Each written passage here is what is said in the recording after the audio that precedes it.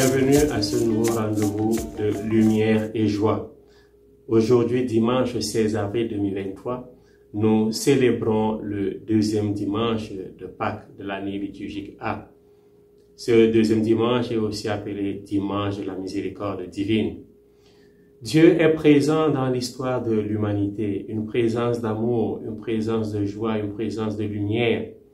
Saint Pierre chante cette belle présence dans la deuxième lecture lorsqu'il dit « Béni soit Dieu, le Père de notre Seigneur Jésus-Christ.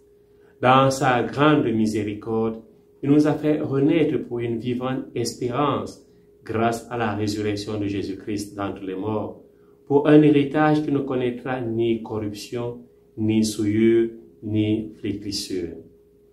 Dieu nous fait renaître dans la joie et dans la foi grâce à la résurrection de Jésus. L'évangile de ce dimanche présente deux apparitions de Jésus. Celle-ci exprime la sollicitude du ressuscité vis-à-vis de ses amis et de chaque homme et femme. Deux apparitions le soir de Pâques et la deuxième semaine après. D'abord, essayons d'entrer dans la méditation des textes de ce dimanche en commençant par la première venue de Jésus, la première apparition. Jésus apparaît le soir de la Pâque. Le soir est le début d'une autre journée. À la création, Dieu compte les jours à partir du soir lorsqu'il dit « Il y eut un soir et un matin, premier jour, deuxième jour ». Le soir exprime le début d'une nouvelle journée, d'un nouveau temps, d'une nouvelle histoire. Jésus vint quand les portes sont fermées. Cette venue de Jésus est une venue fermée. Le temps verbal exprime une venue ayant un début et une fin. Plus loin, lors de la deuxième venue, une semaine après, le temps verbal est ouvert. Jésus vient.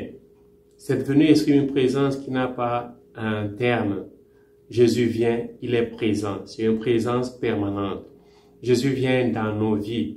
Même lorsque nous avons fermé les portes de nos maisons par peur des autres, lorsque nous avons fermé les portes de nos cœurs à cause des blessures reçues des autres, comme par exemple des trahisons, des reniements, des haines et des jalousies. Jésus fait irruption dans notre histoire. Les disciples sont réunis dans la communion fraternelle, dans la prière. Jésus, pendant cette première venue aux disciples, présente les signes de sa passion, comme marque de son identité. Les mains percées par les clous et le côté transpercé par la lance. Le disciple de Jésus doit aussi porter les marques de la passion pour être crédible. Il associe ces marques avec la paix. Les signes de la passion et la paix sont le médicament contre la peur et apportent le courage et le zèle de la mission. Après la présentation de ces signes, Jésus envoie ses disciples en mission. Et après le mandat missionnaire, Jésus donne l'Esprit Saint et le pouvoir de la rémission des péchés. L'Esprit Saint apporte la rémission des péchés. Jésus avait dit que tout péché peut être pardonné, sauf le péché contre l'Esprit Saint, parce que l'Esprit Saint est l'agent du pardon. Nous lisons dans Marc chapitre 3, versets 28 et 29, « Tout sera pardonné aux enfants des hommes, leurs péchés, les blasphèmes qu'ils auront proférés. Mais si quelqu'un blasphème contre l'Esprit Saint, il n'aura jamais de pardon. Il est coupable d'un péché pour toujours. » Parce que l'Esprit Saint, frères et sœurs, est l'agent du pardon. Et nous pouvons aussi le voir dans la formule de l'absolution pendant la confession. Le prêtre dit « Que Dieu notre Père vous montre sa miséricorde. Par la mort et la résurrection de son Fils, il a réconcilié le monde avec lui et il a envoyé l'Esprit Saint pour la rémission des péchés. Par le ministère de l'Église, il vous donne le pardon et la paix. Et moi, au nom du Père et du Fils et du Saint-Esprit, je vous pardonne tous vos péchés. » Les signes de la passion, la paix, la mission, l'Esprit Saint, le pardon des péchés sont les fruits de la première apparition de Jésus. Maintenant, essayons de méditer la deuxième venue. D'abord, la présence continue et permanente de Jésus. 8 jours après, Jésus vient, alors que les disciples sont toujours enfermés, cette fois-ci avec Thomas. Thomas avait exigé des signes de la passion et surtout une expérience de rencontre personnelle avec Jésus. Jésus vient comme la première fois. Mais cette fois-ci, le temps verbal n'est pas le même. Lors de la première venue, le temps verbal était à l'aoriste, que nous pouvons traduire par le passé simple. La deuxième venue, le 8e jour, le temps verbal est au présent de l'indicatif. Le verbe venir est au présent. Cette nouvelle venue est une présence permanente, une présence qui n'admet pas un passé ou un futur, car c'est une présence éternelle. 20, au passé simple, donc venir au passé simple, se rapporte à ceux qui ont vu Jésus, ceux qui ont vécu à l'époque de Jésus. Par contre, vient, présent de l'indicatif, est un présent continu, un présent permanent. C'est pour ceux qui, comme Thomas, n'étaient pas là à la première venue, et ceux qui plus tard ne verront plus Jésus comme au soir de la résurrection. Cette venue de Jésus nous concerne aujourd'hui, frères et sœurs, nous qui sommes héritiers de cette expérience. Cet héritage vous est réservé dans les cieux, à vous que la puissance de Dieu garde par la foi pour un salut prêt à se révéler dans les derniers temps, nous disait Pierre dans la deuxième lecture. Thomas va faire l'expérience des signes de la passion, le doigt dans les signes des clous et la main dans le côté de Jésus. Le doigt et la main de Thomas indiquent le corps, la nature qui reconnaît la présence de son Seigneur. Ils expriment la communion avec le mystère de la passion, communion avec le corps du Christ, corps physique et corps mystique. La main de Jésus, le côté de Jésus, exprime le Dieu qui s'est fait chair, que chaque homme et chaque femme peut toucher. Dieu n'est pas une chimère, un être virtuel. Dieu s'est fait chair, Dieu a habité parmi nous. La main de Jésus percée par les clous, c'est la main de Dieu qui crée toute la création. Le côté de Jésus, transpercé par la lance, c'est le signe de l'engendrement d'une nouvelle ère, l'Église, famille d'une nouvelle humanité. Nous devons toucher Jésus dans les sacrements, mais surtout en chacun de nos frères et sœurs, meurtris dans le corps ou dans leur âme. Aussi, nous devons être, pour nos frères et sœurs, ceux-là qui portent les signes de la passion pour manifester que Jésus est réellement ressuscité. Après cette présence continue et permanente de Jésus, la profession de foi. Méditons sur la profession de foi de Thomas. Thomas déclare Jésus Dieu. Il dit « Mon Seigneur et mon Dieu ». Cette réponse de Thomas traduit l'expression Adonai Elohim. C'est le nom de Dieu dans l'Ancien Testament. Les paroles de Thomas peuvent être traduites par « Le Seigneur est mon Dieu ». Jésus est réellement le Dieu de l'Ancien Testament. Toute l'histoire de l'Ancien Testament a son accomplissement en Jésus-Christ. Jésus est le Messie, le Christ de Dieu.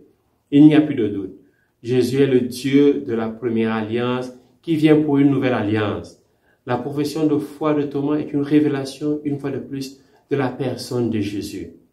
Le centurion, voyant comment Jésus était mort, avait dit « Vraiment, cet homme est fils de Dieu ». Jésus est fils de Dieu. Jésus est le Dieu de la révélation biblique. Thomas nous invite à professer la divinité de Jésus, le Dieu d'Abraham, le Dieu d'Isaac, le Dieu de Jacob. Saint Pierre dira dans les Actes des Apôtres, le Dieu d'Abraham, le Dieu d'Isaac et de Jacob, vous l'aviez renié en présence de Pilate, qui était décidé à le relâcher. Vous avez renié le saint, le juste, et vous avez demandé qu'on vous accorde la grâce d'un meurtrier. Vous avez tué le prince de la vie, lui que Dieu a ressuscité d'entre les morts. Nous en sommes témoins. Tout repose sur la foi dans le nom de Jésus-Christ. Actes des Apôtres, chapitre 3, versets 13 à 16. Après cette profession de foi de Thomas, nous pouvons maintenant méditer aussi sur la béatitude de la foi, sur la parole de Thomas, sur la parole de Pierre, de Jean, sur leur témoignage. Nous sommes invités à croire sans avoir vu.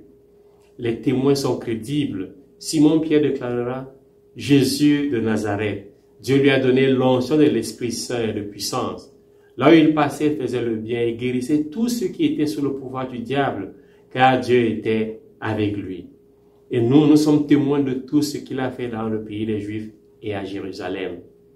Celui qu'ils ont supprimé en le suspendant au bois du supplice, Dieu l'a ressuscité le 3e jour. Il lui a donné de se manifester non pas à tout le peuple, mais à des témoins que Dieu avait choisis d'avance, à nous qui avons mangé et bu avec lui après la résurrection d'entre les morts. Frères et sœurs, Jésus nous invite aujourd'hui à croire. À croire sans avoir eu la même expérience que les 11 apôtres ou les disciples qui ont vu Jésus ressusciter. Nous sommes invités à croire sur la base du témoignage de Thomas, de Pierre, de Jean et les autres disciples et apôtres.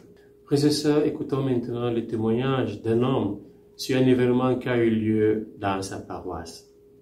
Il dit, la paroisse organisa une excursion avec les jeunes. Ils partirent avec un minibus. Le voyage prévoyait un parcours de près de 2000 km. 8 heures après le départ, aucun des parents n'avait reçu les informations sur le voyage. Tous étions inquiets.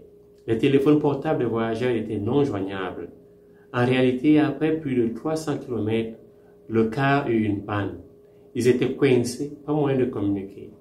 Quand finalement ils purent nous joindre, mon épouse et moi décidâmes de prendre la route avec 3 véhicules. Une conduite par moi, la deuxième par mon épouse et la troisième par mon fils aîné. Après avoir trouvé les 3 véhicules, nous avons téléphoné pour communiquer que nous aurions rendez-vous le lendemain matin avec les sauveteurs. Le trajet a été difficile, à la fois à cause du trafic et à cause du mauvais temps. Nous les remîmes les 2 voitures, nous sommes revenus en paroisse. Au bout de quelques jours, nous recevions des cartes postales de différents sites visités par les pèlerins avec l'inscription « Sans vous, nous n'aurions pas pu visiter ces merveilles. C'est magnifique, merci ». Frères et sœurs, l'appartenance à Jésus et à la compagnie des disciples de Jésus demande une vie de miséricorde et une vie de foi. C'est la meilleure forme de professer notre foi ressuscité. La première communauté chrétienne est animée par des signes de miséricorde, des signes de leur foi. La vie commune, la possession commune des biens, le partage des biens et des besoins, l'unité du cœur, la participation à la prière communautaire au temple, la fraction de pain domestique, l'allégresse et la simplicité du cœur. Ces signes de miséricorde sont l'expression de la foi en Jésus ressuscité et attirent la faveur de l'humanité. Les chrétiens d'aujourd'hui, frères et sœurs, doivent redécouvrir ces signes de la miséricorde légués par le premier chrétien à la postérité. Car ces signes témoignent de notre foi et nous rendent vainqueurs du monde et nous rendent aussi enfants crédibles de Dieu. Que le Seigneur nous concède la grâce de manifester chaque jour notre foi à travers des signes d'amour, de charité et de miséricorde. Loué soit Jésus-Christ et que Dieu vous bénisse.